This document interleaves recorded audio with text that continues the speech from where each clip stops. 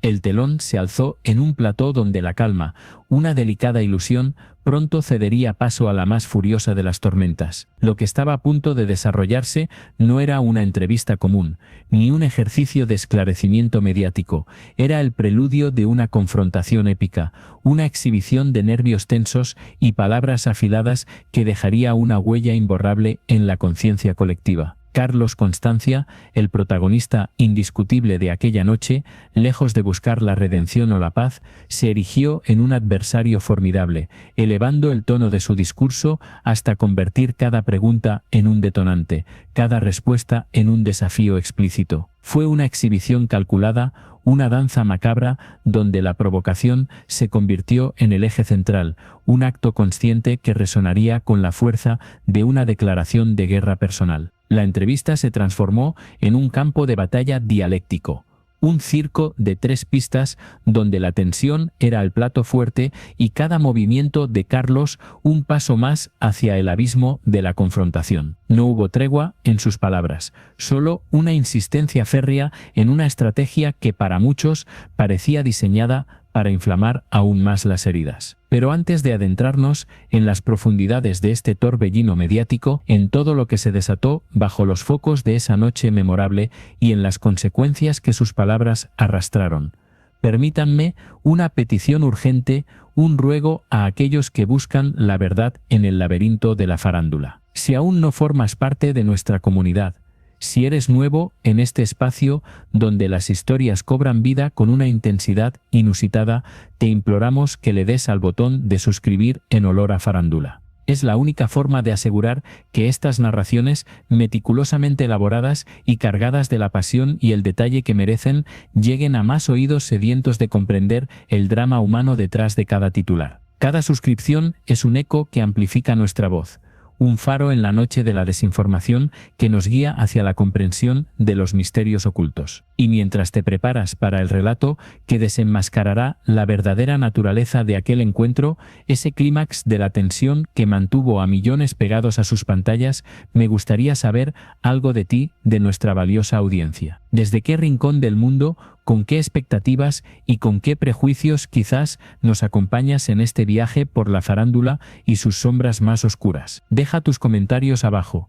Tu opinión no es solo un dato, es el pulso vital de esta familia, un reflejo de la diversidad de perspectivas que enriquece cada una de nuestras narraciones. ¿Crees que Carlos Constancia, desde el primer aliento de su presencia en el plató, buscaba la confrontación directa o simplemente una plataforma inexpugnable para su defensa personal, sin importar el costo? Desde el primer aliento de su presencia en el plató, Carlos Constancia no se posicionó como un invitado dispuesto al diálogo constructivo o a la conciliación. En cambio, su lenguaje corporal y sus primeras palabras lo revelaron como un gladiador entrando en la arena, un retador nato que no buscaría puntos intermedios. Su postura era de desafío puro, una invitación explícita al combate verbal, marcando un territorio hostil desde el momento en que sus palabras cruzaron el umbral del estudio, desafiando a la audiencia y a los presentes a atacarle directamente. La mención de su cuenta de Instagram,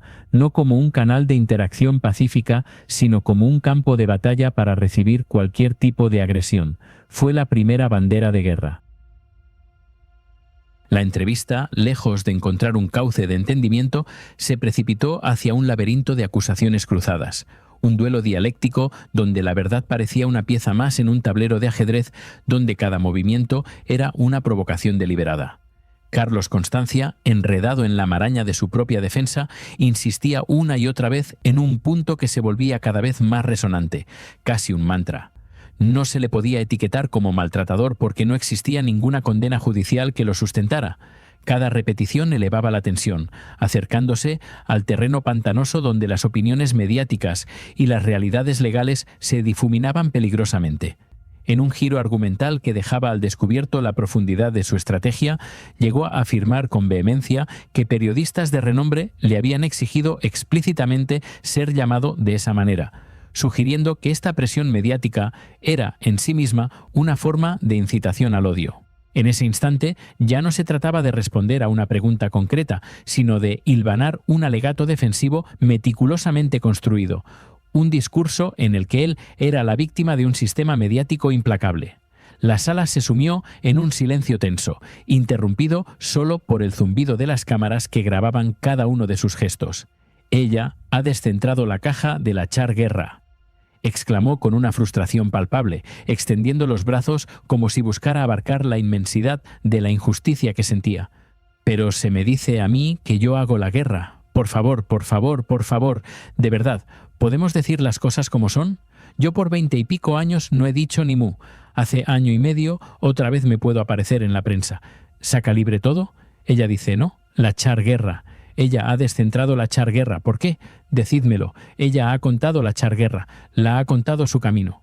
Su argumento continuaba, tejiendo una red de explicaciones donde nada era casualidad, donde incluso las personas detrás de los hilos parecían jugar un papel crucial en su desventaja. Lo he dicho. Si no ha denunciado en 2001 es que seguramente la verdad lo que ha dicho. Por esto no ha querido defenderse. ¿Y por qué lo he hecho? Lo he dicho antes. No tengo que defenderme porque de todo esto no he hecho absolutamente nada. ¿De acuerdo? La circularidad de su discurso era evidente. Cuanto más intentaba demostrar su inocencia, más se reafirmaba en la idea de que era una víctima de una conspiración más amplia, una maquinaria de difamación que operaba en su contra. También introdujo con fuerza el tema de su libro y la promoción mediática que lo rodeaba, señalando que se había generado una corriente de opinión pública claramente en su contra. Según su análisis, siempre se le apuntaba a él, mientras que nunca se hablaba de las cifras de ventas, de la mediatización de otros o de cómo, desde su perspectiva, se había fabricado y comprado un relato sin matices, una verdad a medias conveniente para otros. Cada vez que algún intento de puntualización se alzaba en el plató, intentando recordar que no daba igual si algo era verdad o no, Carlos cortaba, rectificaba con agilidad y volvía a su idea principal. A la mayoría de la gente, en el fondo, no le importaba la verdad. Les interesaba el conflicto, el drama, la polémica que generaba titulares y alimentaba las redes sociales, un circo incesante donde los hechos se desdibujaban ante la vorágine de las opiniones.